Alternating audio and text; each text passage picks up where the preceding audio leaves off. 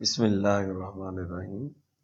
Welcome to all of you in the Native Way of English School. Native Way of English School आपको English language और English spoken आपको सिखाएगा। इसमें आपको natural way of learning and speaking सिखाया जाएगा। अब हम देखते हैं कि वो क्या चैलेंजेस हैं जो नॉन नेटिव को नेटिव नहीं बनने देता, मतलब ये कि अच्छी तरह इंग्लिश नहीं बोलने देता।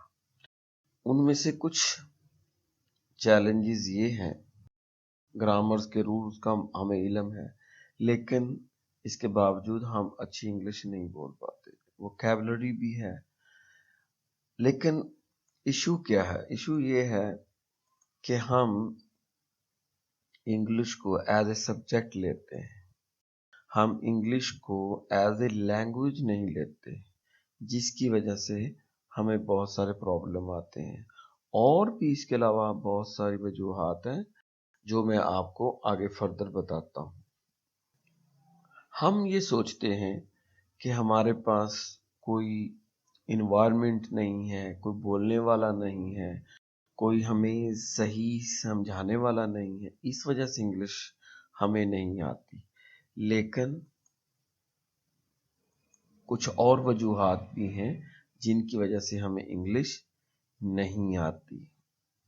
हाँ, ये वजूहात तो हैं, लेकिन कुछ और वजूहात भी हैं जिनकी वजह से हमें इंग्लिश नहीं आती। अब हम उन वजूहात को देखते हैं जिनका हमें ज़्यादातर इल्म नहीं है। नंबर 1 या रीज़न नंबर 1 वो ये है कि एक रिटन इंग्लिश है और एक स्पोकन इंग्लिश है, लेकिन हम रिटन को ही स्पोकन के स्टाइल में पढ़ते हैं या बोलते हैं। जैसे मिसाल के तौर पे गुड बॉय, अब हम इसको बोलते हैं गुड बॉय, ये रिटन स्टाइल है। गुड गर्ल, ये भी हम सही बोलते हैं और ये रिटन स्टाइल है। अब हम देखते हैं स्पोकन स्टाइल क्या है, यानी कि जो अंग्रेज कैसे बोलता है।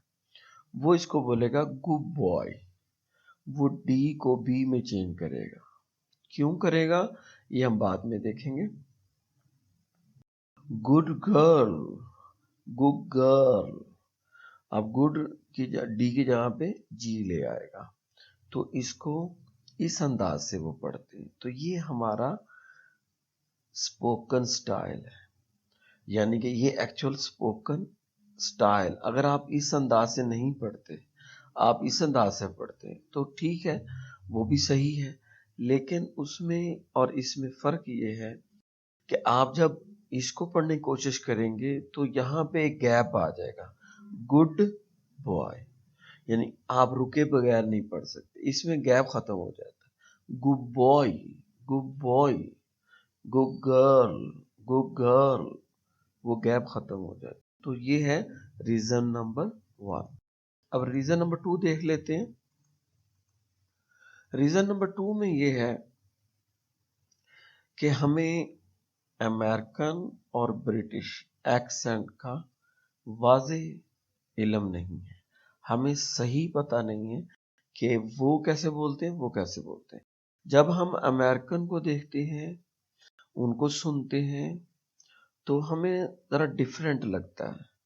जब हम ब्रिटिश वालों को सुनते हैं, वो डिफरेंट वे में बोलते हैं, तो इससे क्या होता है, हमें कन्फ्यूजन होती है। अगर हमें ये पता हो कि अमेरिकन कैसे बोलते हैं, ब्रिटिश वाले कैसे बोलते हैं, क्लियर हमें पता हो, तो फिर हम अच्छी अंग्रेजी बोल सकते हैं। यहाँ पे एक वर्ड मैं ले रहा हूँ, वाटर।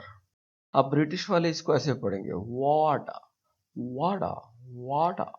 वो आर नहीं पढ़ते, ब्रिटिश वाले आर नहीं पढ़ते जब वो एंड में आए किसी भी वर्ड, जैसे टीचा, माजा। तो इस तरीके से जब एंड में आर आता है किसी भी वर्ड के, तो वो नहीं पढ़ते, जबकि अमेरिकन पढ़ते हैं। वो कहेंगे, और इसमें टी को डी की तरह पढ़ेंगे, वाटर, वाटर, वाटर, वाटर। तो ये भी, तो अमेरिकन ऐसे बोलेंगे वाटर, वो टी को डी की तरफ बोलेंगे और आर भी पढ़ेंगे। अब ये इस अंदाज से जब हमें पता होगा कि हमें कौन सा एक्सेंट बोलना है, कौन सा प्रोनाउंसिएशन बोलनी है, तो हम बोल पाएंगे। रीजन नंबर 3, रीजन नंबर 3 ये है कि इंग्लिश के कुछ लेटर ऐसे होते हैं कि जो रिटन में तो आते हैं लेकिन प्रोनाउंसिएशन में डिफरेंट होते हैं। मसलन जैसे ऑफ, हम इसको पढ़ते हैं, यहाँ एफ लिखा हुआ है लेकिन ये पढ़ा एफ नहीं जाएगा, वी पढ़ा जाएगा। ऑब, ऑब। इसी तरह ब्रेकफास्ट हम बोलते हैं, जबकि ये सही है ब्रेकफास्ट, ब्रेकफास्ट। हम इसको ब्रेकफास्ट नहीं पढ़ेंगे। तो ये भी हमारे लिए एक रीजन है कि हमें उसकी एक्चुअल प्रोनाउंसिएशन का नहीं पता कि हमें कैसे किसी वर्ड को प्रोनाउंस करना है। जैसे हमें टीचरों ने पढ़ाया, हमने आगे वैसे पढ़ दिया, लेकिन चूंकि रिसर्च नहीं है इस वजह से हमें ये मुश्किलात आ रही हैं, और यही वजह है कि हम इंग्लिश नहीं बोल पाते। रीजन नंबर 5 में मैं आपको बताना चाहूँगा कि इंग्लिश में आर और हमारी उर्दू में आर बहुत फ़र्क है। उर्दू में हम ट्रेलिंग साउंड के साथ बोलते हैं, मसलन र, इस तरह हम बोलते हैं, लेकिन जो अंग्रेज़ हैं वो इसको ऐसे नहीं पढ़ते। ब्रिटिश वाले तो वैसे भी आर बहुत कम पढ़ते हैं, और अमेरिकन वाले अगर पढ़ते हैं तो वो इसको एज ए वॉवल की तरह पढ़ते हैं। मसलन वो कहेंगे, हम कहेंगे उर्दू में कहेंगे सॉरी, री, लेकिन वो कहेंगे सॉरी, सॉरी, यानी कि उन्होंने जुबान को किसी भी जगह पे टच नहीं किया। तो ये रीजन नंबर 4। अब रीजन नंबर 5 देख लेते हैं। रीजन नंबर 5 में मैं आपको ये बताता हूं कि टीएच का जो साउंड है ये हम एक ही साउंड लेते हैं, और वो होता है द, यानी कि दाल की तरह। जैसे हम कहते दिस, दैट, इसी तरह हम कहते हैं थैंक यू, हम कहते हैं थिंक, यानी कि हम कहते थिंक, ठीक है। तो ये हम रॉन्ग करते हैं। ये एक्चुअल टीएच का जो साउंड है दाल नहीं दाल है, दिस कहेंगे, दैट कहेंगे, बल्कि इसके साउंड टू है, टीएच टू साउंड रखता है। एक तो इसका दाल है, दूसरा इसका सा है, से। हमारी उर्दू में 3 नुक्ते जिसके ऊपर होते हैं, ते से हम बोलते हैं। तो सिंक हम कहेंगे थैंक यू। तो ये इसके 2 प्रोनाउंसिएशन है, एक प्रोनाउंसिएशन नहीं है, 2 है,